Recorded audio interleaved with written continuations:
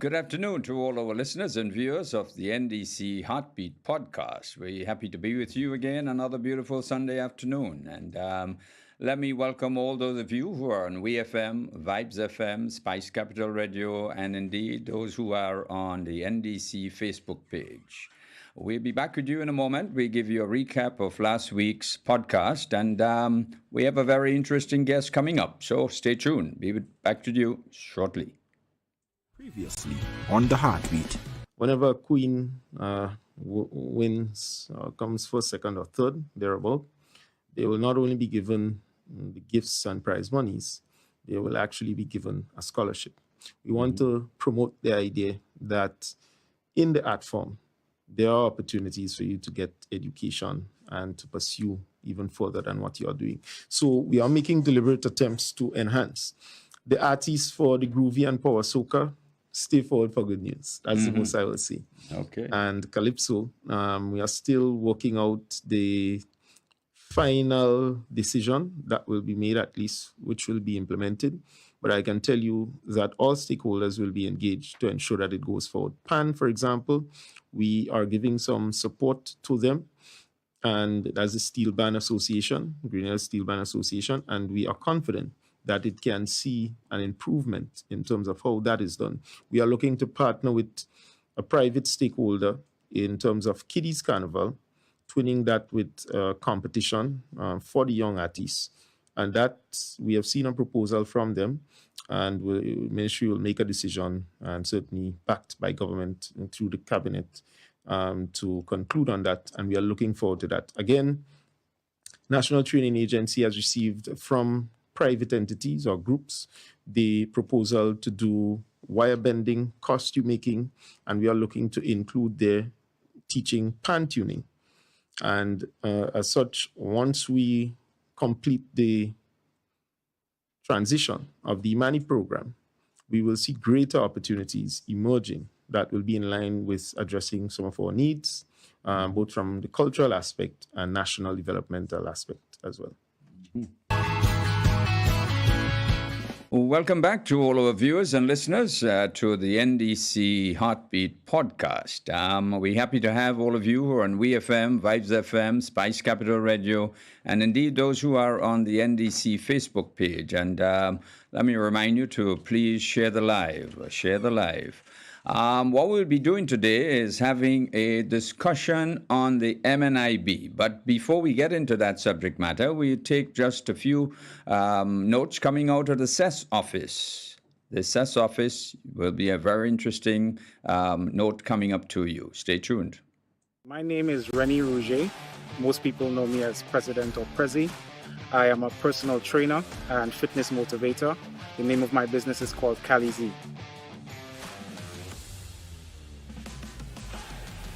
Calisthenics is basically body weight fitness, or fitness using your body weight. I like to define it as a discipline and an art form that allows you to master your body using natural movement.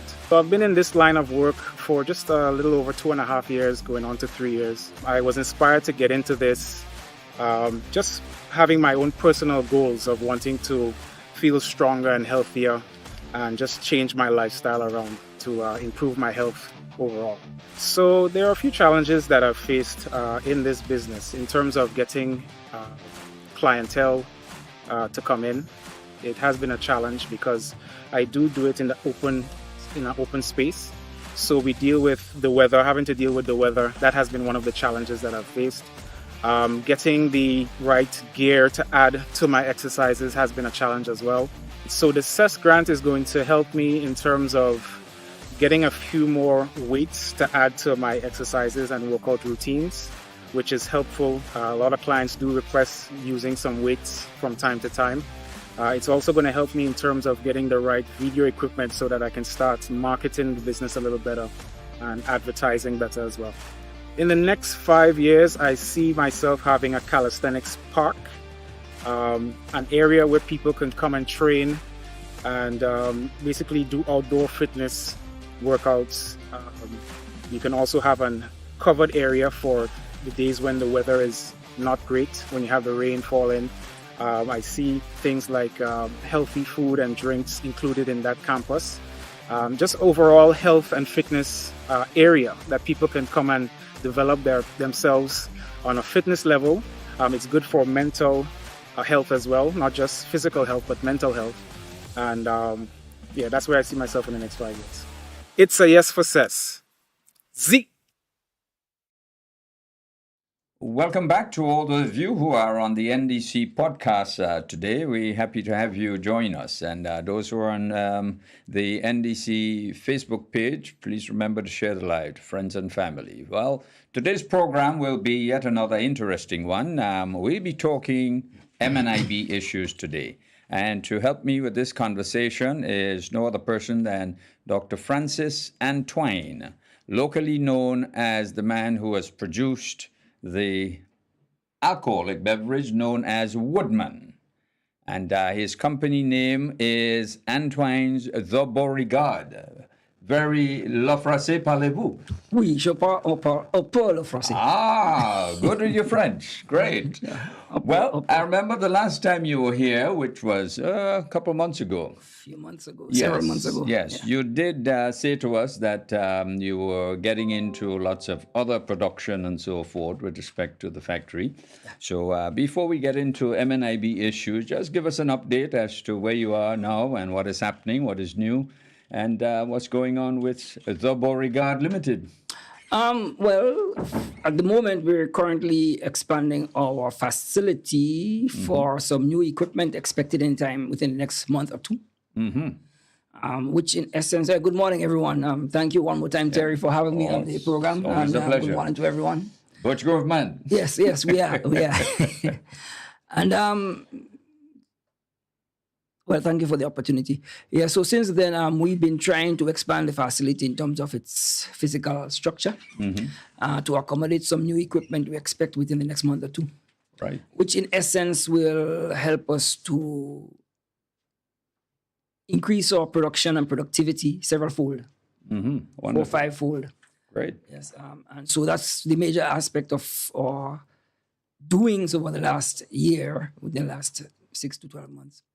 Added to that, we've been doing a lot of experimental work with the extraction of essential oils from a range of our spices. And we had the opportunity last Sunday to display some of the products of the essential oils, which we had a pretty positive response from the people who sampled the products, the essential oils. That was at the Independence celebrations. Yes, in Butch Grove. Yes, we had that Independence celebration in Butch Grove. And so those are the two major things, i.e. the research that we're doing as regards essential oils and the expansion of the business. We're also doing a third thing, which is product development. We've been looking at a couple of additional products, which we also sampled, test run, at that same exhibition last Sunday. So yes, so that's where we are. That's great. Wonderful. Are you into exports at this time? Or you're not at the moment, our production capacity doesn't allow us to export. You big fellas consuming this thing so much? Well, I guess we're trying to fulfill the domestic market. That's a challenge right now. We managing so far so good, but with the new equipment, we ought to be able to do that with great ease. Right. But it will also allow us to focus on getting into the regional and international market. Right. So in a serious way, that is. So yes, we are looking at exporting, but at the moment we're not there yet. Right. You care to say what is your present annual production? Or that's private, that's secret? Yeah, I try not to discuss these things, in as much as we're not a public company. Yeah, well, of course. You're not a PPP. Yeah, so that's where we're at, Great. But the one additional thing I may say is the fact that over the last year, we've grown we've increased our production force, both in the area of the manufacturing sector, as well as the agricultural aspect, because, we have to produce our own Bourbon material. So, yes. So we've been working on that very intensely, coupled with the production of some spices that we're looking at. Right. So that's where we're at.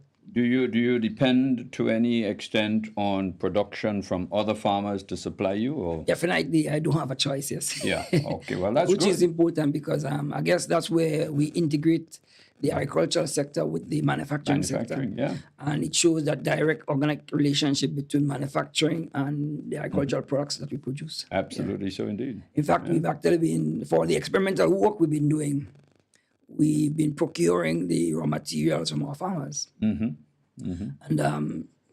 we've been paying them a price for it. Yeah, of course, of course. Which is a good indication as to where we're going. Yeah. Because ultimately, the farmers will get a sense of a greater value of the work. And they would also have the opportunity to sell what they now consider waste material to go into a productive stream that will generate revenue. That's great. Yeah, so that's where we're at. Yeah, I mean, as far as I'm concerned, there ought to be nothing considered waste in the agriculture sector. That's the principle. Total use of all the agricultural material we have ought to be the ultimate goal of our enterprise. But of course, we are restricted within a certain sector. But if we can get the same principle adopted by all other sectors, so like the nutmeg, the cocoa, that's right, the spice, of course, the sugarcane, etc., then we that will also take in the question of our overall sector. Yeah.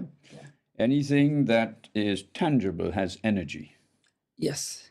And anything that has energy has a productive capacity to it, be it for burning as fuel or a secondary product. Yeah. I think most of I've said so several times, and I continue to say so because I do believe that for every agricultural produce we have here, there is the potential to obtain a minimal of 3 commercial products for domestic consumption as well as for export. You're absolutely correct. So that the potential for boosting our agricultural sector is tremendous. Yeah. The challenge is Mr. Forrester giving us the money. Which one? I'm going to talk to my brother Marcus You then. better do that. Or maybe Dudley. Yes, any one of them would be welcome, All right, because even the banana stock, which is usually cut away and just thrown in the field, that can be used to produce thread, cords, cotton, fabric, you name it. Yes. So what is holding us back? You've asked the $1 million question. What? I think we a number of things, including fear to invest in our people, right? So that we tend to look outwards of Grenada for investors coming in, as opposed to saying, let us harness the resources we have, financial and human, to invest here and turn everything we have here into gold. Yep. So that we need a more entrepreneurial spirit among our young people in particular. But that doesn't exclude the more experienced and matured personnel, especially those with capital, like... You'd like to point at me. No, that's okay. No harm meant. I'll take the blessings, though. I'll take the blessings. You're very welcome. And here is where, for example, the government can play a much greater role in mobilizing its resources to encourage domestic investment. So that, for example, they should be prepared to fund a number of projects that have demonstrated feasibility and potential for being very viable. And a good example would be, for example, MNIB. Well, this is why this was to set the tone for the real conversation which is to come. So now that you have mentioned it, MNIB, its original concept, and what has happened to it over the many years. Because tell us about, your understanding of the origins of the MNIB, when the PRG introduced it. The PRG would have introduced the MNIB in 1979, I think. But prior to that, there would have been some embryonic activities by the government to bring about a similar That would have been under the Gary leadership. Yes. If you go and look at the act that that provide the legislation for the MNIB, you'd see goes back to way back in the 70s, early 70s, mid 70s there. Right? So since then, the MNIB, basically during the PRG period, its mission was basically twofold. One, to find markets for the farmers' produce. And secondly, to import basic staples and make them readily available to our people at virtual... At reasonable prices. Right, virtual cost price for our people so that the cost of living wouldn't be too high. Because prior to that, we had a lot of importers bringing in stuff and there was some profiteering occurring. Yep. Yeah. So those were the two missions assigned to the MNIB. And I would say they started out very well. You know, Yep. very well. Yeah, I mean... But somewhere along the line, they would have lost their mission or vision. Well, yeah, I mean, as far as information is available and has been shared with me, MNIB has been profitable and sustainable well into about the early 2000s. After 2008, even on to 2013. Well, that's very good to know because, you know, I was speaking with a friend of mine next door, the factory there, a few days ago. And I raised the question of the MNIB and his thoughts, you know. And he made the very point. He said, well, MNIB is about demand and supply, right? And supply, that's the agricultural sector. And the agricultural sector is what provides the food and nutrients essential for human sustenance. Absolutely. Therefore, how could MNIB fail? he said something has to be wrong. But what is even worse is that MNIB has had, and maybe continues to have, a monopolization on the importation of a major product called sugar. And rice. Exactly. Yes. Staples that are used every day in the household. Correct. How could you not make a profit when you have a monopoly on such imports? Well, that's the question I'm being... It's kind of difficult to comprehend, eh?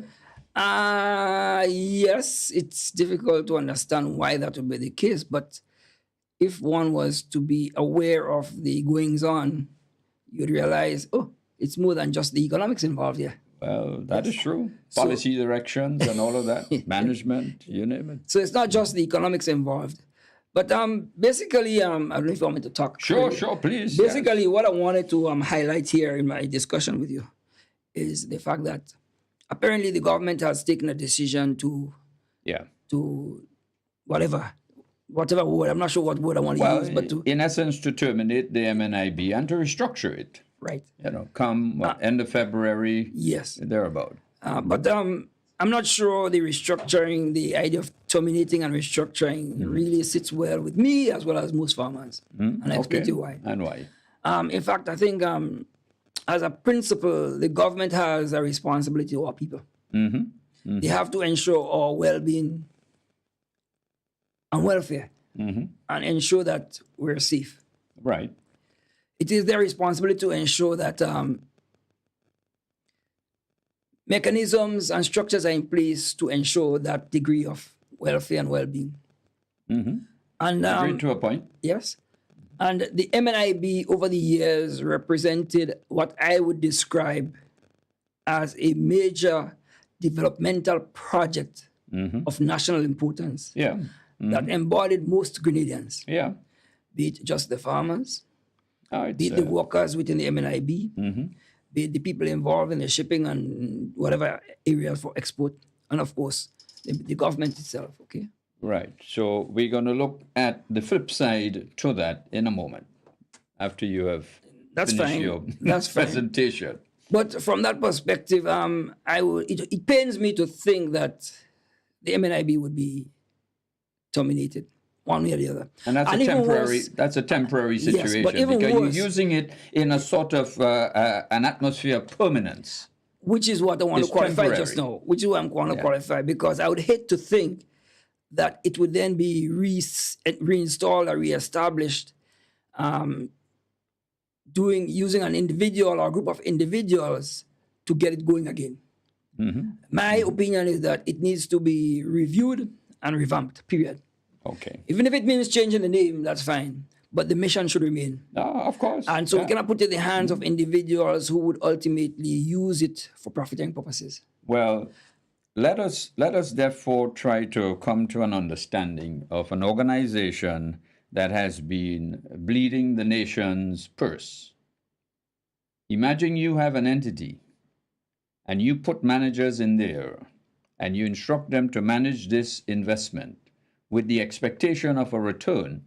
And every month you got to put out over $1 million to sustain their operation. There comes a time when you have to say to management, hello, you got to smell the coffee. We got to restructure this organization in order to make it sustainable. And in the process of sustainability, the farmers and everyone else will benefit because there'll be more production, more exports, more of everything. So that is the flip side to it. Because if you look into the history of MNIB, going back only just 5 years, corruption, major corruption, coupled with the fact that government continues up to today to put out over $1 million per month to sustain the operations of the MNIB. It is therefore necessary, in my opinion, to close up that pipe, shut it down, patch wherever you need to patch the holes, and get it going again. Of course, in doing so, you have to look after the staff because under the laws of Grenada, you got to pay them their severance pay, holiday pay, and all such like.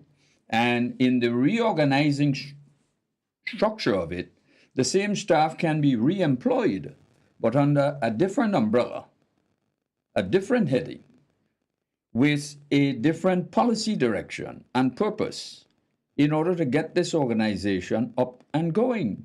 We should be exporting, in my opinion, out of Grenada at least once a month a few 40-foot containers of agriculture produce. It's a matter about getting the markets out there, and the markets are there. If you don't want to do it yourself, you source marketeers in North America, Europe, etc. You pay them a commission for finding new markets. The markets are there. Our produce is revered throughout the world. All right, I want to make 2 points. I think, therefore, the first thing the government probably needs to do is to clarify its intentions. Well, let me just explain that. yeah. The idea that's been sold is that the MNIB has been terminated. But you use the word that probably should be used, and therefore the government should further explain and develop on restructuring the MNIB. All right. So let me hasten to add that there will be a press conference tomorrow, Monday, at 1 o'clock, hosted by the Prime Minister himself. And I believe at that press conference, and I want to encourage all Grenadians to be listening in on this press conference, where the Prime Minister will unveil and will detail his plan for the MNIB. I think it will be a very, very informative press conference, and all Grenadians should tune in to this press conference tomorrow at 1 p.m.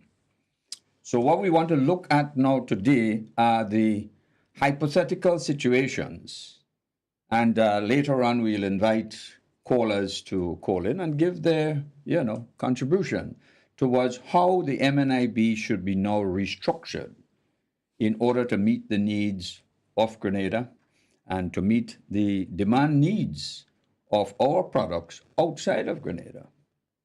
Now, get our ambassadors out there working, get them to hit the road, knock on doors, and say to, importers, this is what we have to offer. Let me just add to this, and I hope I'm not causing any problems here, but... Well, I know you're a controversial fellow. This is why we have you here today. Very much. I would suggest, therefore, that it would have been prudent if that press conference was held before the so-called termination of the employees last week. Well, remember, there were several meetings throughout the nation. Right. Which is one of the points. Meetings. Which is one of the points I want to raise here, because if the decision was made to terminate the MNIB, and if the government in its manifesto said it was going to review the situation with the MNIB with a view to restructuring, they didn't use that word though. Well, maybe another word was used, but the idea was to shut it down and get it back up and running to serve the same purpose, because the purpose would not change, irrespective as to which government is in office. The purpose and intent of MNIB will remain that way maybe forever. Very correct, but that's the kind of information that should have been clarified up front before the decision and the step was taken to terminate the employees who since then, hold on, have been promoting the idea that MNIB is gone, it's finished, it's terminated. No. So maybe there was some misunderstanding. Yes, I think, which is why I captured the word restructuring. Yeah. So what we probably need to be talking about now is that the government will be restructuring the MNIB with the objective of ensuring that its mission gets accomplished. Absolutely. And so I guess the restructuring will involve the question of changing of the board, putting people there with integrity, people with technical skills and capable of leadership and management. Yep. As well as clarifying further the mission of the organization. Okay. And at the same time, putting up structures to ensure that the mechanism for interaction between the board or the organization itself and the suppliers, the farmers, would be enhanced. Bearing in mind that the farmers have some unique needs and problems and issues that their concerns need to be addressed. In fact, some of those questions were raised in the town halls that were held. Yeah. Which is why I'm saying that, which is one of the reasons why I said earlier on that because the government went out there to interact with the people and get some feedback as to their opinions as to what they think should be done with the MNIB. Because the government in its manifesto did talk about restructuring the MNIB, then it should have been made clear from the very start that that's the objective or the strategy the government was going to use as regards MNIB, as opposed to, first of all, terminating the workers, and then at the end of the month, doing whatever they're doing with the MNIB. So for 4 weeks or 3 weeks, whatever the number of period of time, you'd have some people unemployed, anxious, not knowing what's happening, and having a sense of having lost their jobs. Okay. Well, so that I hope gets re-clarified tomorrow. And I think you may have missed some of the discussion and so forth at the village level. But nonetheless, the point is well taken. The workers, of course, need to be protected under law, which is you dismiss them for a period of time while the restructuring process is ongoing. They get their severance pay, they get their holiday pay, they get whatever is due to them legally.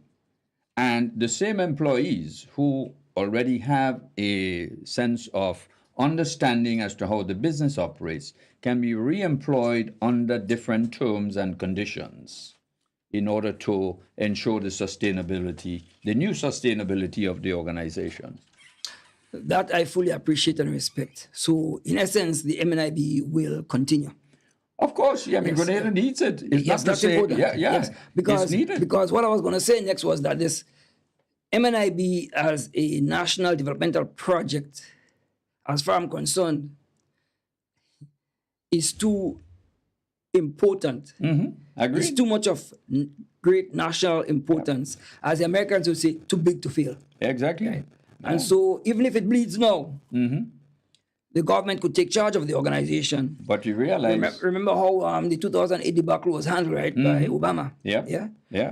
Government... You do bailout arrangements. That's my point. But the thing is, in addition to the 1-point-something million being paid to keep MNIB afloat on a monthly basis, there are also big mortgages in the banks which have to be paid.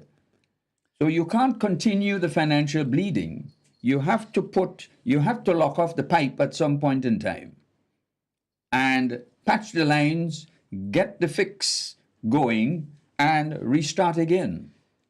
So maybe the issue has to be one of the approach that was taken in quote unquote turning off the valve, the faucet, right? Yep. And so let us agree that in essence the MNIB will be restructured.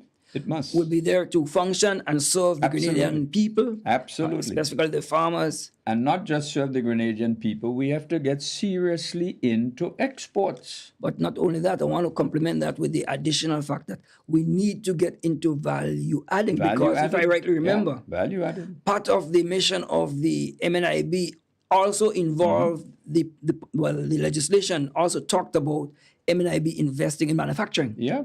And I'm not sure they've done any of that in the last X number of years, you know. Well, But as hold you on. know, But hold on. I don't want to go down that road because I want to talk about the man who say he not interested in agriculture. So don't joke me up. I won't do too much of that. But here is where I think, and I believe, the food processing facility Winfresh in Lassages needs to also be opened up immediately. So why did that die?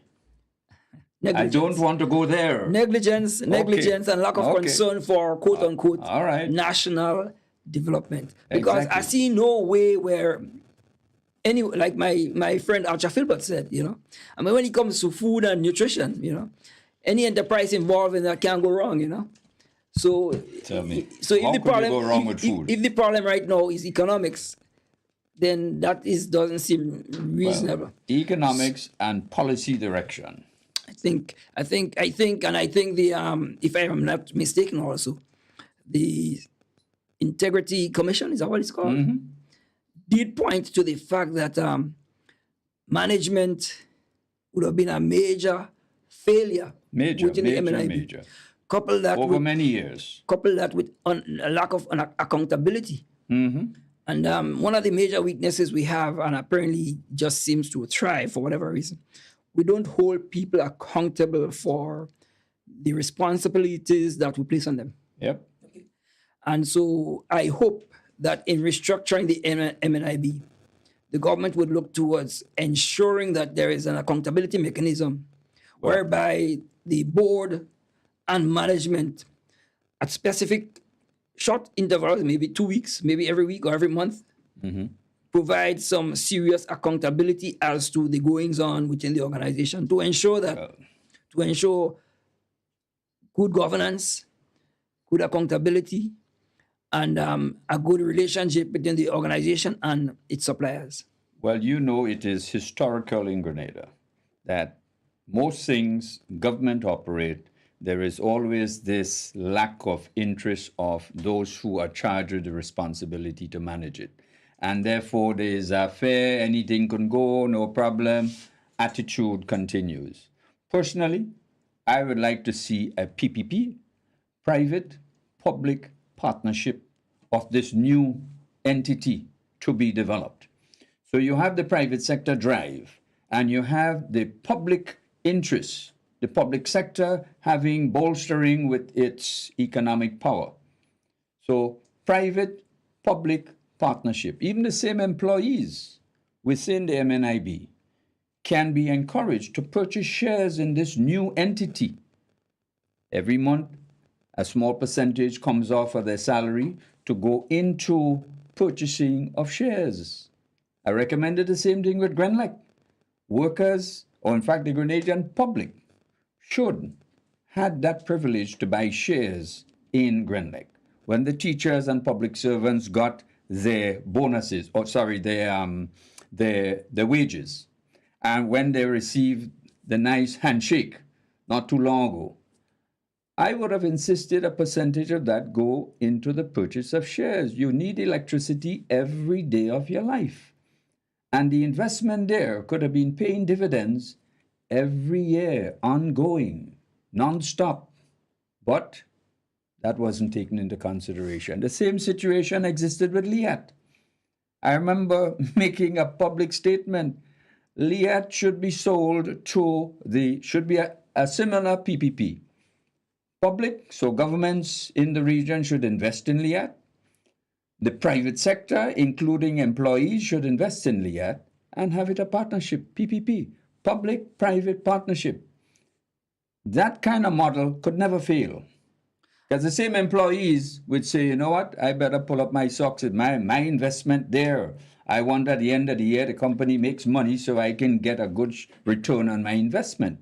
And this would be my recommendation to start with for the new MNIB. Of course, you would have recommendations, and I'm sure others would have recommendations. But on this note, we take just a short break and we come back, and we want to invite the public to call in later on. It's on 534-1498 to also share, and participate in this conversation. 534-1498 when we get back. Back with you in a moment. My name is Rennie Rouget. Most people know me as President or Prezi. I am a personal trainer and fitness motivator. The name of my business is called Cali Z.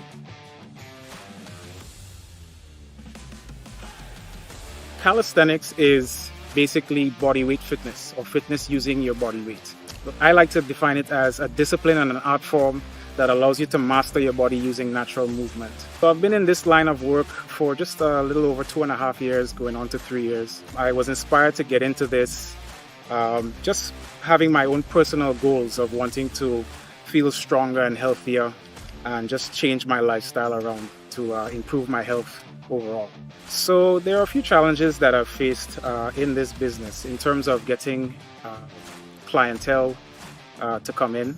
It has been a challenge because I do it in an open space. So we deal with the weather, having to deal with the weather. That has been one of the challenges that I've faced. Getting the right gear to add to my exercises has been a challenge as well. So the CES grant is going to help me in terms of getting a few more weights to add to my exercises and workout routines, which is helpful. A lot of clients do request using some weights from time to time. It's also going to help me in terms of getting the right video equipment so that I can start marketing the business a little better and advertising better as well. In the next 5 years, I see myself having a calisthenics park, an area where people can come and train and basically do outdoor fitness workouts. You can also have a covered area for the days when the weather is not great, when you have the rain falling. I see things like healthy food and drinks included in that campus. Just overall health and fitness area that people can come and develop themselves on a fitness level. It's good for mental health as well, not just physical health, but mental health. And yeah, that's where I see myself in the next 5 years. It's a yes for CES. Z.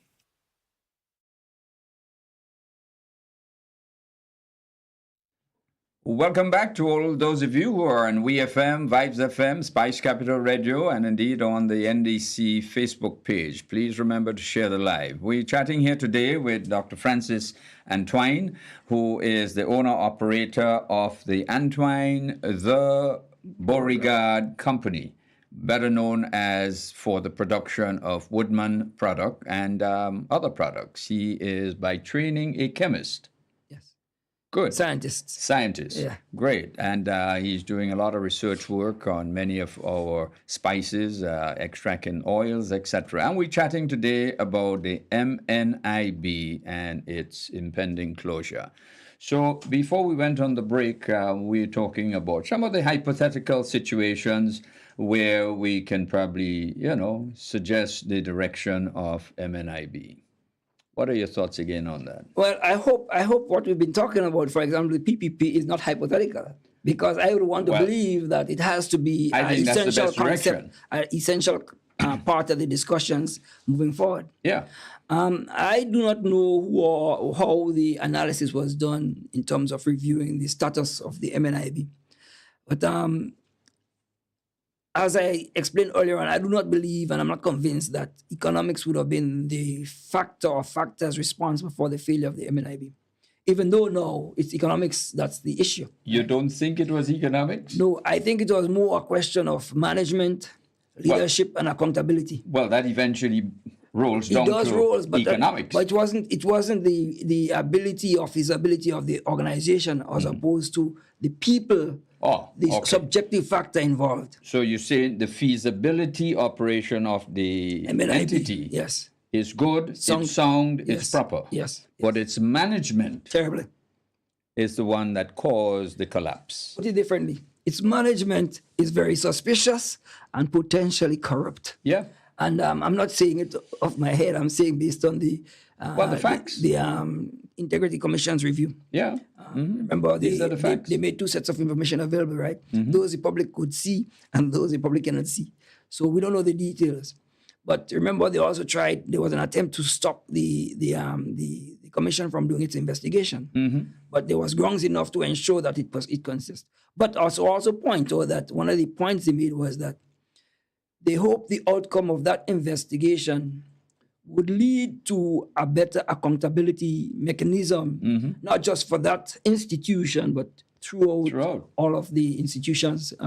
Because important to note, the MNIB, as far as my recollection can go back, has never made a submission to the Parliament with regards to his accounts that is required under law.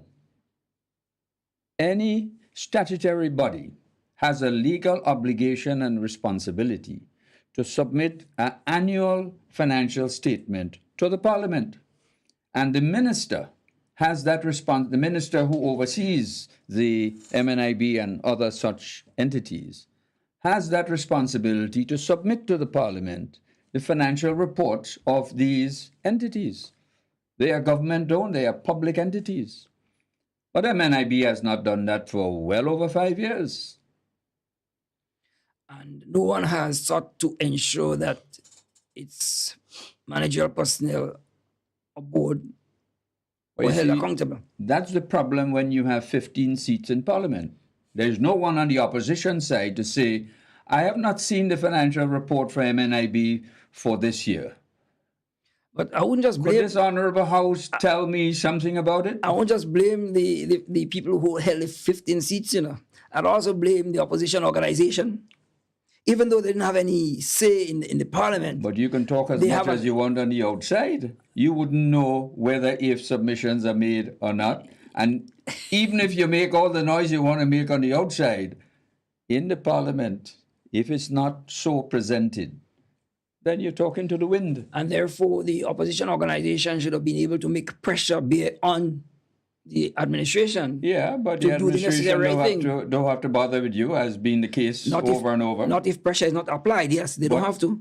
But we're not here to defend the opposition. Right. We're here to point out the irregularities that took place over the many years with respect to the MNIB. Which is why I'm saying that, in essence, we could say what we want about the administration and its failures, but it's also up to us to hold the administration accountable. Yep. And if we fail to do that... Each and every one of us have that responsibility. Precisely. And if we fail to do that, then we too have failed, right? Yeah. So that's the point I'm trying to get to. Yeah. But while on that note, imagine, and that really created quite a stir. Let me just take a moment. We have somebody on the line who would like to make a contribution. Good afternoon, and we seem to have lost that individual. The number again is 534-1498. The point I'm making here now is, and I'm sure you would recall, that MNIB problems really came to a height when they were unable to pay a supplier for sugar. Yeah. That was mind-blowing. I said, wait, you have a sole and exclusive right to import sugar and rice, and it's profitable. Matter of fact, in my opinion, that would have been the flagship earner of the MNIB. Yeah. And you can't pay your supplier? And that raises something is wrong with this picture. Yes, definitely. What was it? Inability to pay because of corrupt practices. But you remember that came to light in the newspaper, right? Yeah, when there were reports of the antagonism that developed between the administration and the people running the organization, the MNIB. Yeah.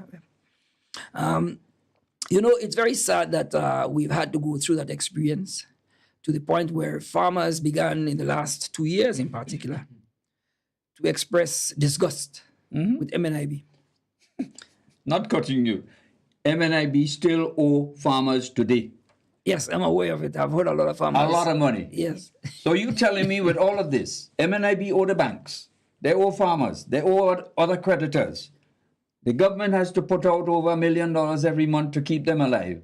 And you saying to me you have concern about it being shut down and reorganized? Which is why I make this point now. So whereas MNIB could now be the victim of the government, the people responsible for the debacle of MNIB, are they being held accountable? Well, they should be brought That's my point. To justice. The time is right to insist that they be made accountable to the Grenadian people, the Grenadian farmers in particular, for whatever happened. Yeah. And if we fail to do that now, then we become as guilty as they are. Yes, I totally agree. So I am insisting now that we also consider that as an essential part of the whole review and revamping of NIB, because you can't hold the farmers hostage while the culprits are running away. Yeah, I agree. You know, the victims become victimized a second time, right? We can't afford that. Yeah, I trust that will happen, because if it doesn't, we'll have to hold your feet to the fire. Well, we'll come back to that. We have someone on the line. Good afternoon. Welcome to Heartbeat.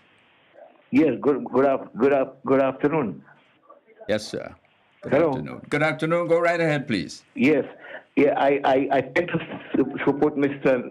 Twine that all government and opposition were responsible for his state at marketing board finding himself in. And as he said, that whether you're in the parliament or not, they had a right to speak out, because if you were supposed to a report every year and he was not doing it, then all of the thoughts, and I'm saying yes, most of the blame should go to the NMP, because they were there for the longest time, and an inquiry was set up, but very little came out of the inquiry. So yes, then that happened under NMP again. So they are responsible, but the opposition has just as leading, and Mr. Terry was trying to duck away from the question when you say that. But both of them are responsible, and I am sad to see the state that marketing board find itself in. But I'm not sure if we are on the right track, and if what will be in recovering marketing board. I'm not sure if we are on the right track, but something has to be done. So I support the government for standing in doing something. All right. Thank you. Thank you very much. Thank you very much, caller. Thank you. Yeah, I think there was a little misunderstanding there, but that's okay. We could go over that one. We don't have to respond to it. Okay. I think I was in my preparation for this interview, Terry. I looked at several aspects, and I thought there were a number of things that are required and need to be done if we're going to go through the process of revamping the MNIB. It seems to me that we have a shortage of technically skilled people with integrity. Yes, I know. And but that could be remedied by tapping into similarly skilled people, Grenadians in particular, who might be in the diaspora. Yeah. Are willing to come back and serve, say, 2 years, 5 years, however long, as Grenadians with patriotic feelings, people who are concerned about seeing the socioeconomic development of Grenada. Okay. But I think in so doing, there are a number of things that our government needs to focus on to ensure the success. Give us 1 second. We have a caller online. Good afternoon. We probably lost this caller. 534-1498. Sorry about that. Proceed. And I happen to have here listed several specific things. And the first thing being the need for some serious economic infrastructure. Right? And by that, we already have part of it, which is the MBIA, Morris Bishop International Airport. Very important for being able to ship out our produce, right? And any value-added products that we may manufacture. Yeah. But our road conditions need to be improved. All right. I think this person is back on the line. Good afternoon. Welcome to Heartbeat.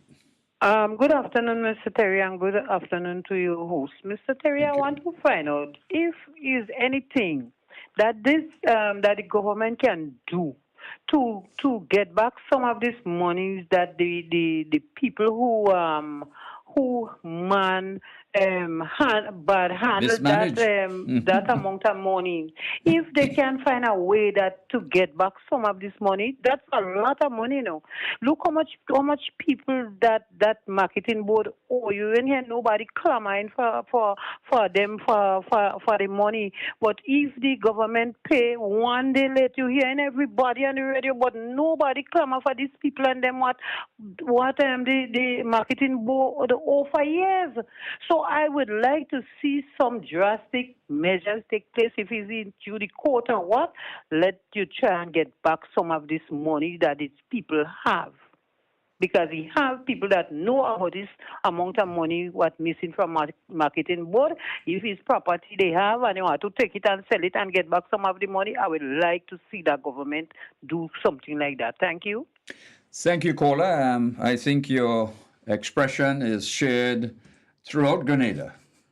Grenadians have come to the conclusion that they want to see some form of action taken against those whom have mismanaged their resources and mismanaged their trust. On that point, Dr. Twine, maybe we need some forensic accountants.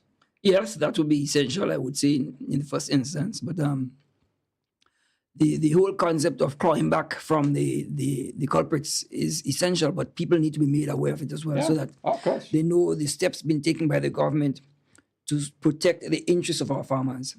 Because we can't just do it without letting them be aware of it and having them go along with the government to ensure that we have that support in the endeavor to retrieve monies on their behalf. Exactly. In fact, I don't know, it may not be pertinent at this point to make that point, but I think the same thing needs to be done for the people who have lost money in Clico and Baiko. Well, yes. You see, because we have governments allowing institutions and organizations to come in, collect monies and disappear. And or people being made victims of the shenanigans. And then the government fails, or the governments fail, not just Grenada, but throughout the Caribbean, to protect the interest and well-being and welfare of the people. Yep. And I think that needs to stop. So maybe this situation here might be a good turning point, a pivotal point at which we can begin to demonstrate a government that takes at heart the interest and well-being and welfare of our people. Absolutely. And I hope it works. Absolutely. And I hope they really go at it and demonstrate in a true sense that, yes, the people, and particularly the farmers of this country, are highly considered. But our losses over the many years continue over and over. The most recent one was the shrimp farm, where we lost $54.2 million on the sale of our Grenadian passports. What has happened to this individual or individuals whom have taken our money out? Matter of fact, the legislation was amended at some point in time to give permission to such CBI clans, citizenship by investment, that you can bank your money outside. Whereas the prior legislation made it very clear, monies must be kept in a local bank. So herein lies, again, the need to expand that protective umbrella that the government is going to provide to our people. And I don't think it's too late to claw back some of those monies as well. No, the chicken farm was the same thing. We lost millions there too. So anyhow, we have another call online. Sorry about that. Good afternoon. Welcome to Heartbeat. Good afternoon, my brother. My name is Arthur Popeland from Marigot, sir.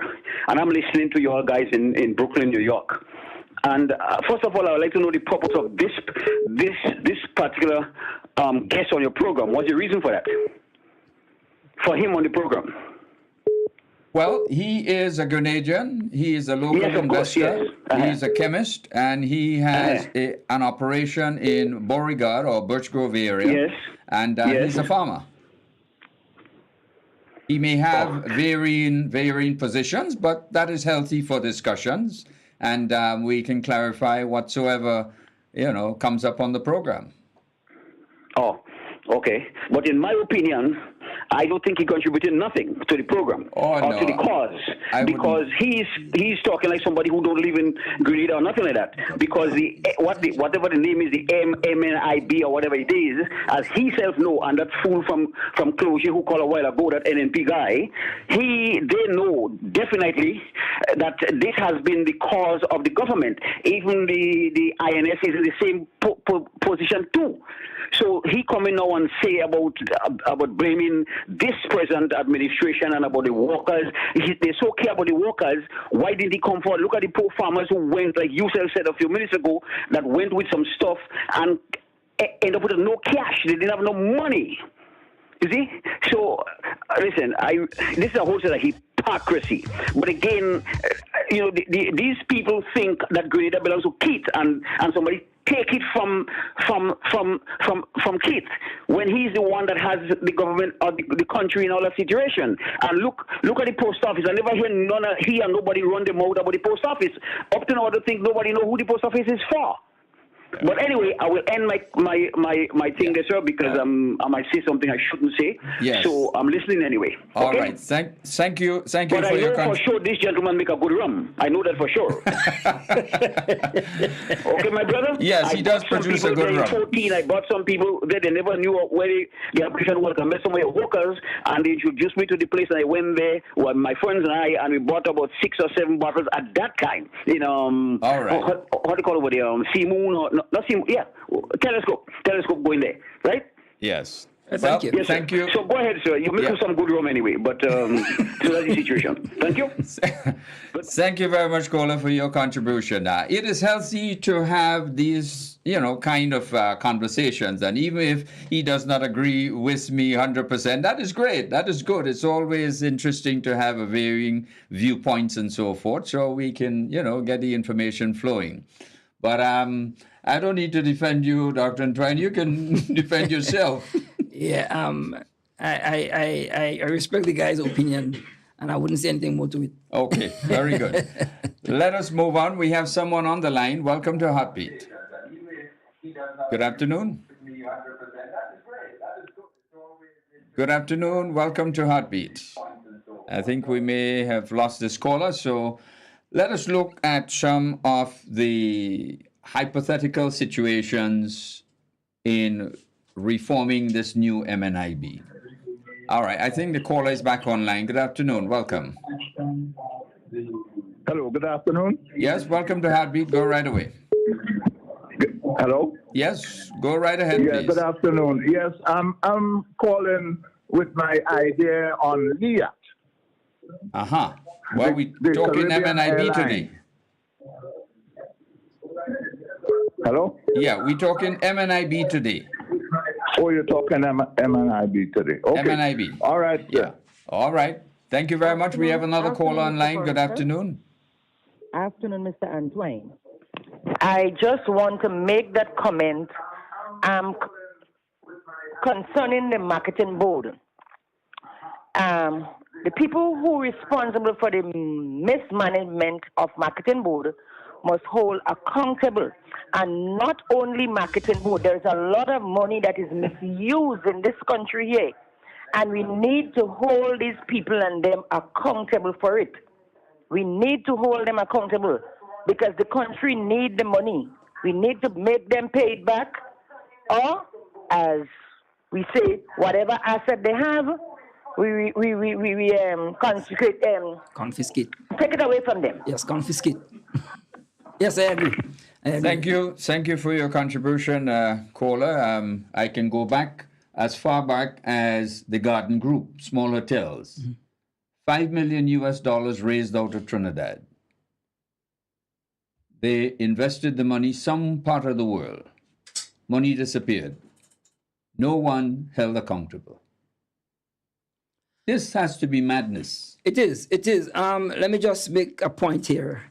I.e., when such funds designed or designated for investment or developmental projects disappear, it in essence affects not just the government per se, but the people and the society in general. Of course.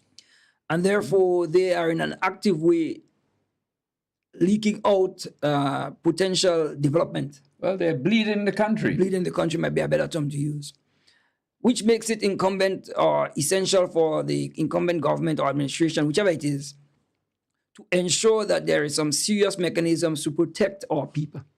This is why I support private-public partnership. The private sector will be on top of the game, ensuring accountability. Sometimes, yes. But you could also find their private partners that come in as weasels. They might be so. Remember, they're coming in to make a profit. And in the process of making a profit, you too will make a profit. Which is why I said earlier on, yes, they come with the intention of making profit as quickly as possible and as much as possible. Yeah. If you have the government guiding and steering those economic projects and development, guess what? The government sets the policy direction. The private sector comes in with its ingenuity, its drive, and capacity to move the organization. They want to make profit. In the process of making profit, the government benefits. Everybody is happy at the end of the day. But I'm sure you'll be aware, Terry, as most of Grenadians will be aware. Several times we've had so-called investors coming in without any funding. Let's take a pin. Good afternoon. Welcome to Heartbeat. Yes, good afternoon, sir. Good afternoon. I'm calling on the topic of today. Yes, welcome. I agree with the government in restructuring the entity. Yes. We cannot be losing $1 million a month. It has a negative impact on the coffers of the government. Absolutely. One, we need strong management with frequent financial reporting. Yep. And auditing those financial results. Yep. It should be a revenue generating entity. All these entities must be revenue generating. They must not be subsidized. Yes, yes. So strong management would afford the government in that endeavor. Thank you. All right. Thank you very much. Thank you very much. All right. The discussion today is rather interesting, so we'll extend for another 5 minutes. Brother Antoine, we cut you a moment ago. My apologies, and let us continue on the discussion. No, that's fine. Basically, what I wanted to do is to make a few additional points as regards, I think, what the government needs or ought to do to help move the economic process in Grenada relative to the MNIB, but also including the Windfresh project in Las Vegas, because I think that has to be an integral part of the mission of MNIB. Yep. So that if, for example, we have excess produce, be it in the pineapples or the golden apples or citrus or whatever it may be, that entity should be able to process those excess and convert them into value-added products, which in turn can also be exported together with the raw, unprocessed produce. Raw materials, yeah. Remember that if there's this synergy between the manufacturing and agriculture, that would in an active way help boost the economic status of our situation. But it would bring about employment. Right? It would be an incentive for farmers to produce more and better quality produce. It would ensure that there'll be a stream of foreign exchange coming in because we are now better organized. Right? We're exporting better quality produce. And then it should also include making use of the missions we have abroad, in which each of those we should have what I call a commercial attaché, whose responsibility is to assist in ensuring that the farmers' produce and value-added products coming out of Grenada get marketed and find markets on behalf of the Grenadian people. The mission, therefore, should be made to be functional in terms of assisting in the marketing of our Grenadian-made products. So that's a requirement, I think, that should be put in place. Coupled that, added to that, is the need for training and mentoring of potential leaders and managers. Because, like I mentioned earlier on, we seem not to have a sufficient number of leaders and managers with integrity. And so we need people who can come in and build into our culture, so one way or the other, through the training process, the importance of ethics, morality, integrity in our business operations, so that we don't have to go through that problem of corruption. Well, I know it's a tall order. It's going to take time. I know it's a challenge, but I think it has to be embarked on at some point in time, sooner than later. The point I was about to make is that because over the many years, no one was held truly accountable for their misdeeds, new ones coming in thereafter felt that they can do the same thing. Precisely. So unless we hold people accountable for their actions, which causes financial failures in organizations, then the next generation of employees or managers will feel, well, he got away with it. I could get away with it too. Yeah, we had a... This is why I maintain we need forensic accountants in a lot of government-run entities to determine where the loopholes were. A financial forensic accountants, they're like FBI agents. Yes. Well, the FBI do have... They smell the money. And they always say, money has a trail. Money always have a trail, and they will find the trail. Like Woodand's nest. Yes. The Woodand's trail, yes. They follow in that trail.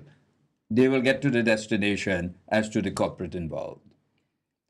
Yes, I do agree that, but we have something called the FIU, you know. Yeah, of course. But there was a bit of irony about that whole institution because I could never understand why the FIU would be in existence and the small man would get investigated. But the $6 million thief doesn't get investigated. Yeah. You know? So the forensic accountant will find out why. All right. So, but those are things that we need to look into in a serious way. But we have to do it actively, aggressively, and ensure that there is continuous reporting to the people so that the people have an understanding of what's occurring, and you're working and acting on behalf of the interests, overall well-being. Matter of fact, when last did you see in the local newspapers a printed financial statement from any of, well, maybe one? Nawasa is pretty good. I was chairman there for a few years. We insisted on certain things. So they follow through on their financial reporting to the parliament. I can't speak for other statutory bodies. Okay. But in addition to their obligation, the public must be calling upon these institutions to provide their financial statements and make it public in the local newspapers, put it online, etc., etc. It is our money, you know. Yes. Yes, I agree. Government just has the responsibility of managing it, but it's taxpayers' money. I agree. To go back to a point that you made earlier, though, i.e., the fact that malfeasance can get away with the malpractices is the basis for people following them coming and doing the same thing. Yeah. Which, if we were to put a stop to it, we should do it such that whatever choices are made, it becomes prohibitive for anyone to cheat or get involved in corruption or steal. Let me illustrate it this way. So if, for example, I steal $100 from, let's suppose, MNIB, I should be made to pay back $500 from, to MNIB and spend 5 years in jail. Yes, and I'll tell you why. Because until people understand that it doesn't pay to commit crime, crime will continue. Yeah. Like Donald Trump, for example. He gets $33 million from his Trump University, but the state asks him to pay back $25 million. He walks out with $8 million. Yeah. He steals billions from the city taxes through tax evasion, and then you ask him to pay $1 million. And so crime pays, right? But until it becomes such that the penalty for corruption and theft and stealing is prohibitive, until then we won't be able to get rid of corruption. So if you steal $100, you should be made to pay 5 times, and spend 5 years in jail, and spend 5 days or 6 days every day from 6 to 6 working very hard. Well, we would need special legislation for that. Yes, but I think we need to get there one way or the other. Yes, special legislation. We are almost out of time. The discussion needs another hour. I suspect you're right. Because we have not drilled down into the future, the hypothetical situations that would bring and put the MNIB on a proper footing. But I want to remind all our listeners to tune in tomorrow to the Prime Minister's press conference, 1 o'clock, tomorrow afternoon. Yeah. That would be a rather informative press conference so people can get a clear perspective as to where the organization is going, what the plans for it, etc., etc. It would be rather interesting.